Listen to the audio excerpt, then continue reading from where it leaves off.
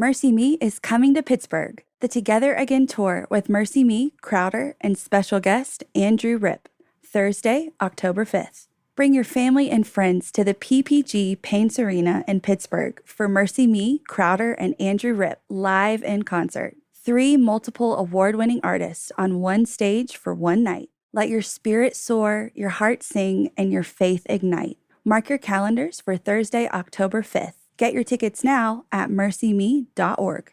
In the year 2000, before the digital revolution, our attention span was 12 seconds. It has dropped to 8 seconds. To put things in perspective, a goldfish has an attention span of 9 seconds. Yeah, we're losing to goldfish.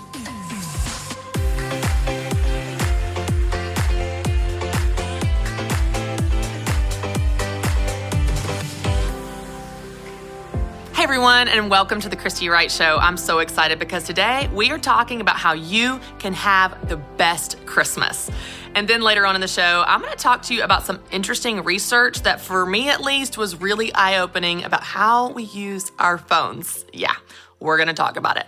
But first, let's talk about how you can have the best Christmas.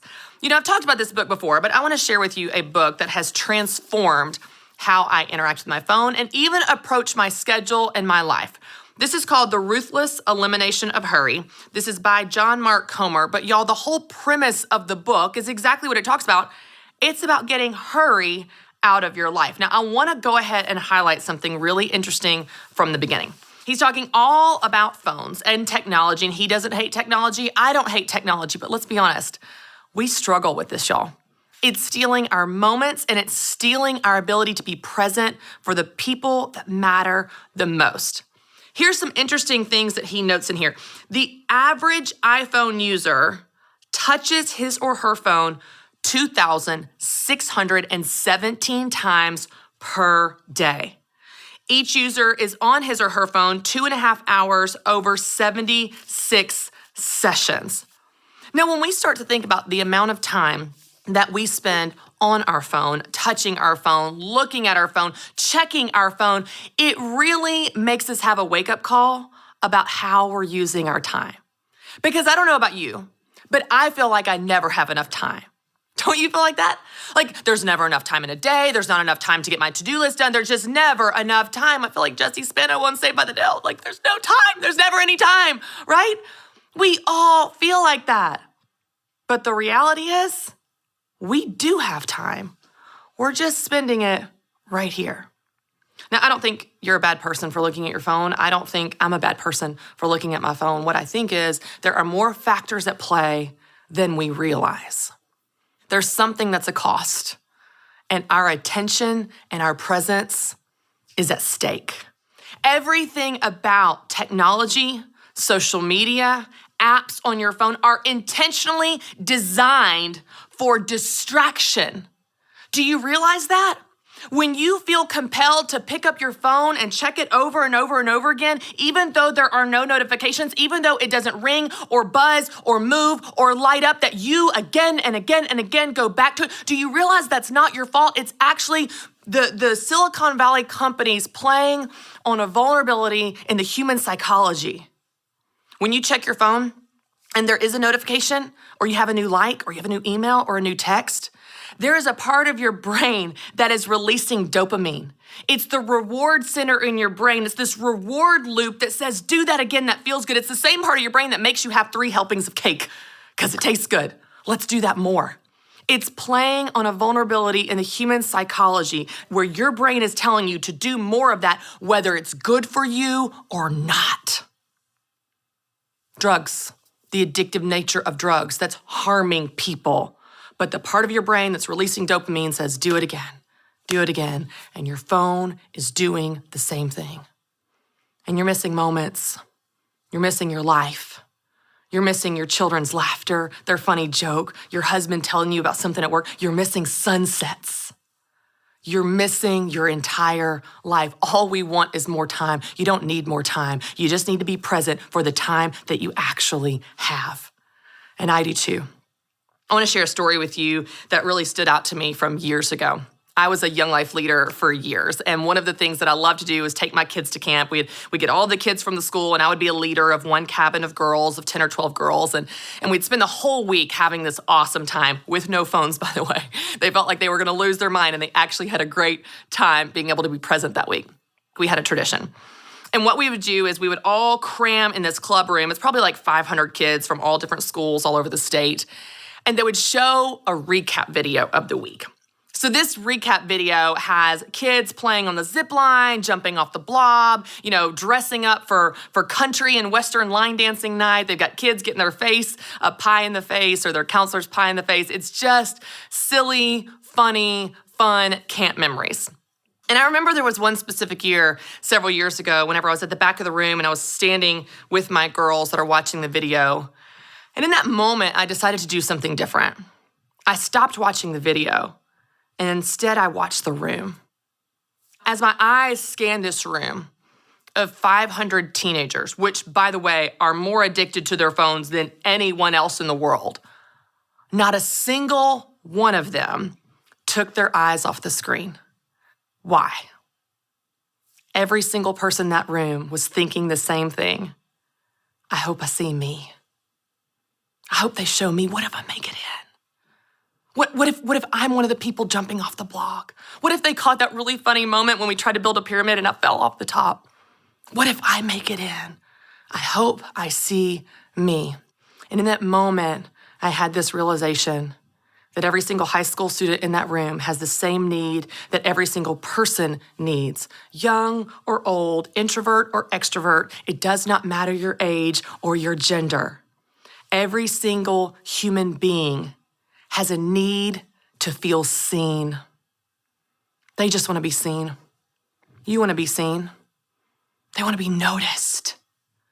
That's why I believe the very best gift that you can give others and yourself this Christmas is simply your presence, your attention, your eye contact. Where someone tells you a story and you're not looking at your phone, nodding, What'd you say again? You put your phone down and you look up and you look at them in the eyes and you go, tell me more about that. What was that like?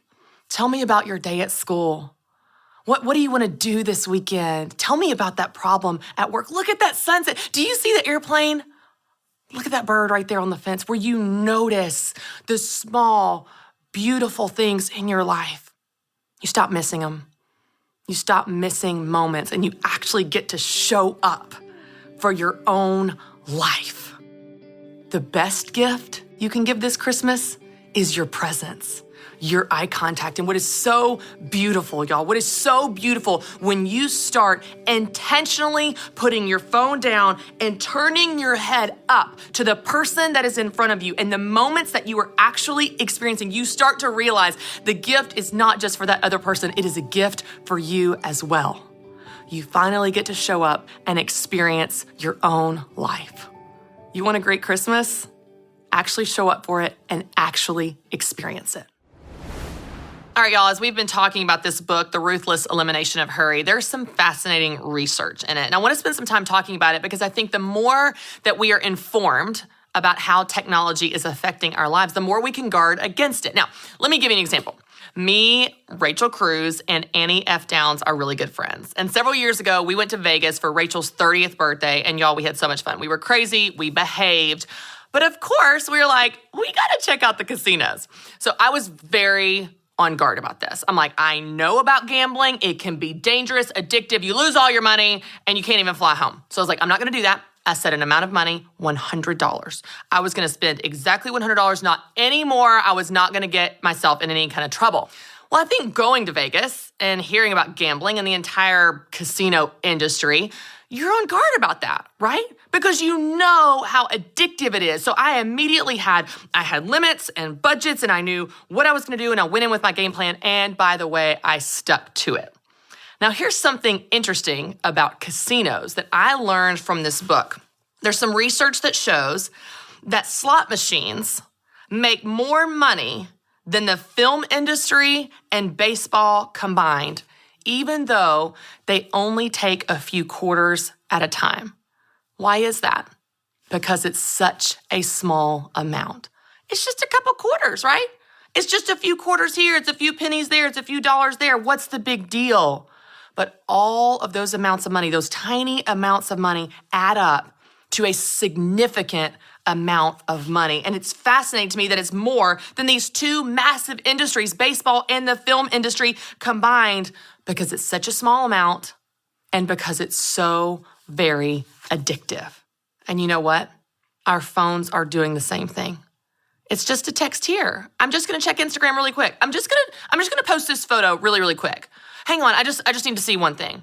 Oh, I do need to check my email because I was expecting an email from her, and then somehow I went from email to Facebook, and now I'm on Pinterest, and my house is not good enough. I need to pin some things. I need to remodel my house, and it's a black hole that sucks us in 1 minute at a time. And we're losing our lives to technology. We're losing our lives to apps and screens, and we're missing the moments that are in front of us, not because we really love that thing. I would never look at you and tell you, oh my gosh, the most important thing in my life is this phone. This phone, checking Instagram, it's the most important thing to me. I value it more than anything else. It is the number one thing on my priority list, the phone. No, I would never say that. You would never say that either, but you know what? By how we spend our time, a quarter at a time, that's how we treat it. I love how Dave Ramsey says, I can tell what you care about by looking at your bank account and your calendar, because that's where you spend your time and that's where you spend your money. And we might go to Vegas and be on guard with budgets and limits because, oh my gosh, we know the casino industry could take our money without us realizing, so we are gonna be on guard. But we're not like that with our phone, are we? We're not so on guard. We don't have limits. We don't have boundaries. We don't have habits and practices that help us not lose our entire lives to a screen, to a tiny computer in our hand that's shouting our name all day, every day, all the time. And you know what's so interesting is it's having an actual effect on our psychology. It's having an actual effect on our attention span. So here's some more interesting research. It says in the year 2000, before the digital revolution, our attention span was 12 seconds. So let's be honest, it's not like we had a ton of wiggle room to work with here, okay? You got 12-second attention span for most human beings. Since then, since the digital revolution in the year 2000, it has dropped to 8 seconds. To put things in perspective, a goldfish has an attention span of 9 seconds. Yeah, we're losing to goldfish. So if we can understand the dangerous, addictive nature of technology, of screens, of apps, of notifications, I think we can guard against it. We can put some habits and practices in place, some boundaries and guardrails around our use of technology, not to be legalistic and not be any fun, but to help us focus on what matters the most. If your phone is not the most important thing in your life, then stop acting like it is. Stop giving it that much of your attention, of your eye contact, of your energy, of your time. I don't know about you, but that's convicting for me. This is a struggle for me like it is for you, like it is for all of us. I'm not exempt from this, and I work really hard to put some guardrails in my life to help me focus on what actually matters the most, like my children, like whoever I'm talking to that's right in front of me, for me to look up and make eye contact and be present for the people that matter the most. Let me give you one simple thing that I have done to help me manage my screen time. Okay, this is one thing that works for me. It's not that you have to do this, but it's an example of a boundary. It's an example of putting structures in place to help you be successful at what you want to actually focus on. I noticed that if my phone is within eyesight of me, like if it's anywhere in the room, even in my peripheral vision, it might not be on the dinner table, but it's on the kitchen counter and my eye can see it. I've noticed I feel compelled unconsciously, y'all, to go over, pick up the phone and check it. It did not ring. It did not vibrate. It did not jump into my hands. I went to my phone unconsciously over and over again to check it. So I noticed this pattern that if I can see it, I feel the need to touch it. If I can see it, I feel the need to grab it and check it and see if there's any new notifications or see what's going on email, Instagram, fill in the blank. So I was like, I've got to get out of eyesight. If it's out of sight, it's out of mind, literally. So for me, one of the things that I do is I've realized when I come home from work from 5:30 when I get home until 7:30 when my kids go to bed, I don't want them to see their mom on their phone, ever. I don't want my children to remember their mom on their phone for their waking hours. I want to be with my kids. I want to be present, playing with them, having dinner, bath, scavenger hunt, walks around the neighborhood, whatever. So I bought a box. It's literally just probably like a pen holder from Target. I put it in the corner of the room where I can't see it. And every day when I walk in the door, I put my phone in this box. That's the box that represents to me, you're switching gears to focus on what matters the most. When I feel inclined to go to the box and get the phone, I have this check of, is whatever you're about to do more important than your children in front of your face? Is whatever you're about to do so important that you want to create a memory in your child's mind of you on your phone looking at a screen? Is it that important? Y'all, it's just a simple practice that helps me be on guard. It's a simple practice that helps me focus on what actually is most important to me in the hours that are very important from the time that I get home from work until the time that my kids go to bed. After that, I can check my phone. After that, my husband and I might be looking at weather, checking our budgets, connecting on calendars, whatever. But from 5 to 7, 5:30 to 7:30, my phone has a location, and that location is not in my hands. And when it's out of sight, it's out of mind. When it's out of sight, I don't touch it. When it's out of sight, I don't check it. And when it's out of sight, I don't lose my time to it. What about you? What's a simple habit or practice that you could create in your life around technology? Maybe you leave it in the car when you get home from work. Maybe you leave it upstairs in your bedroom on the charger. Maybe you give yourself permission to not photograph every single thing your child does. I don't know about you, but as a mom of 3 kids, I just want to capture it all. Well, that's my reason for I need my phone up. Something cute might happen. Might need to take a picture of it. Then what do? Then I post that picture. Then I'm checking the likes on that picture, and down I go in the rabbit hole. What if I just, experience the moment in real time, not through a screen, not capture it? I got no shortage of pictures, y'all, and you do too. We've got tens of thousands of pictures on our phone. We got plenty of cute pictures of our kids. We have more pictures than we could ever go back in our old age and look at. We got plenty of pictures. Don't feel the pressure to keep your phone with you to capture every single thing. What about just letting yourself live in the moment? See things in real time. Look up. Make eye contact and be present for the people and the moments that matter the most to you. I think if you do that, you will completely change how you experience your own life. All right, y'all, I would love to share a verse with you, and it's probably a verse that you've heard before. I certainly have heard it for years, and it's one of those that's so familiar you might just miss it. This is Psalm 46:10. Be still and know that I am God. This is a short verse. It's just a few words, but I would love to spend a few minutes just really looking at it. Because if I'm honest with you, a lot of my hurry and rushing and activity and need to do all the things all the time for all the people comes from this deeper need to be the hero. I just feel like I need to save the day. I have this Mother Teresa complex. Like, well, if I don't do it, who will do it? If I don't do it, it won't get done. Like as if somehow the world hangs on my shoulders, which is laughable. I realize when I say it out loud. But I think a lot of us have this inner drive, this pull to be everything to everyone. And what if it doesn't get done? And what if someone else does it and they're not going to do it as good as we would have? I'm going to need to go ahead and reorganize the dishwasher because do you know we could fit 3 more cups? Yeah, I'm going to do that for you. We do that. We spend our lives rushing around. We're busy. We're burnout. We're running ragged. We're running ourselves into the ground. And I just love this verse that tells us, it doesn't ask, it's not a suggestion, it's a command. It says, be still. Can you be still? I'm not very good at it. I don't know when I would sit down, but when I do sit down, it doesn't last long. I'm not even comfortable because I'm constantly thinking of more things that I need to do. Be still. Be quiet. Don't look at your phone. Don't even listen to music. What if you could just be still? Just stop. Stop the noise. Stop the rushing. Stop the running. Stop trying to perform. Stop trying to keep up. Just stop. Be still. And I love the second part of this verse, and it reminds you, and know that I am God. Yeah. I heard a pastor say one time, there is a God and it's not me. I was like, gosh, why is that so hard to remember?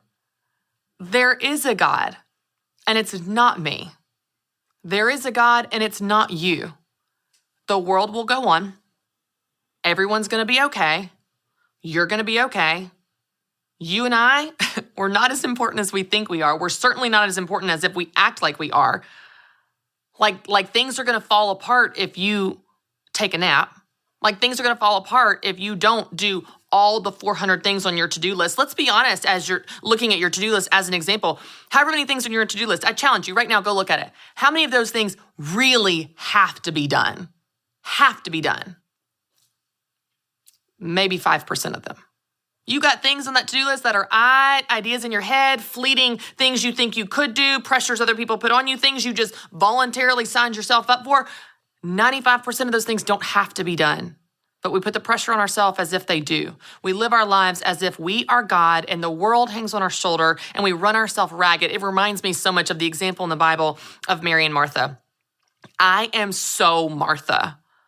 Mary is sitting at Jesus' feet and Martha is rushing around trying to get all the things done, which can never be done. You and me and Martha know this all too well. And Martha gets mad. I hear you, Martha. What is she doing? Just sitting at his feet, hanging out? Mary, pitch in, okay? Many hands makes the work light, right? Get in here and help me. And Martha complains to Jesus, would you please tell her to get it together and help me out? I could be done faster if I had a little help around here. Have you ever been there? I have. I'm so Martha. And Jesus says, Martha, you are worried about many things, but few are needed. Mary has chosen what is better. And what is Mary doing? She is sitting at Jesus' feet. It's convicting for me, but it's also a beautiful reminder and invitation for me and you to be still and know that God is God and you and I are not.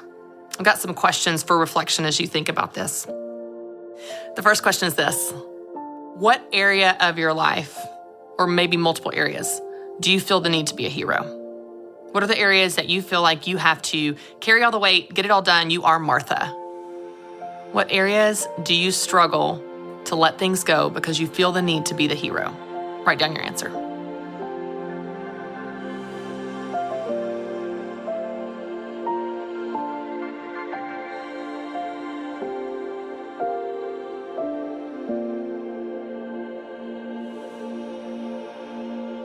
Number 2, what would need to happen for you to stop? What must be true for you to be still and rest? What do you need? Wake up earlier, to be alone, to have a quiet time, to get rid of your to-do list, to have help, support, for you to accept help and support, for the help and support to be good enough for you. What do you need to slow down and be still? Write down your answer.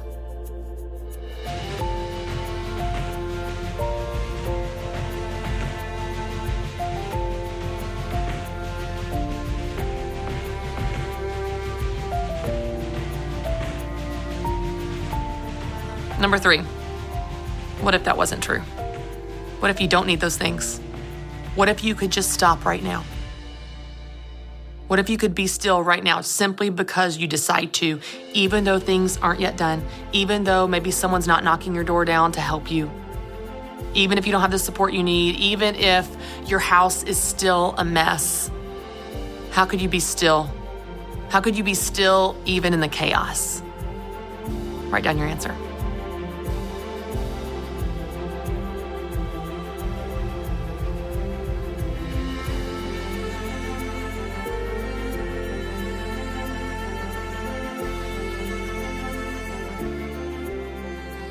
And your last question is simply around Christmas. How can you be still this Christmas? Maybe you don't volunteer to host everyone in the world at your house. Maybe you don't commit to make every single dish from scratch. Maybe you have 2 dishes and maybe it's a potluck and people bring those dishes. How can you be still and be Mary at Jesus' feet, relaxing and being present and enjoying the true reason for the season? How can you be still this Christmas? Write down your answer.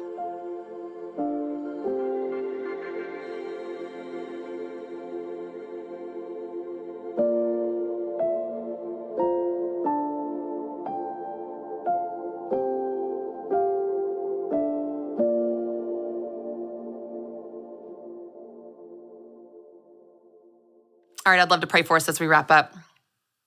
God, thank you for your word. Thank you that you remind us what we need to know and what we need to do. You know, we are so quick to rush around. We're so quick to think we're God and act like we're God and behave as if we're God. You remind us to be still and know that you are God. God, help us to let things go. Help us to relax and rest even when there are things that are not yet done. Lord, help us be merry. Help us rest at your feet and simply enjoy your presence this Christmas season and all year long. In Jesus' name, amen. Thank you all so much for joining me as always, and you can tune in next week for another episode of The Christy Wright Show. Of course, for more encouragement on finding confidence in yourself and the God that created you, you can visit ChristyWright.com. Mercy Me is coming to Pittsburgh, the Together Again tour with Mercy Me, Crowder, and special guest Andrew Rip, Thursday, October 5th. Bring your family and friends to the PPG Paints Arena in Pittsburgh for Mercy Me, Crowder, and Andrew Rip live in concert. 3 multiple award-winning artists on one stage for one night. Let your spirit soar, your heart sing, and your faith ignite. Mark your calendars for Thursday, October 5th. Get your tickets now at mercyme.org.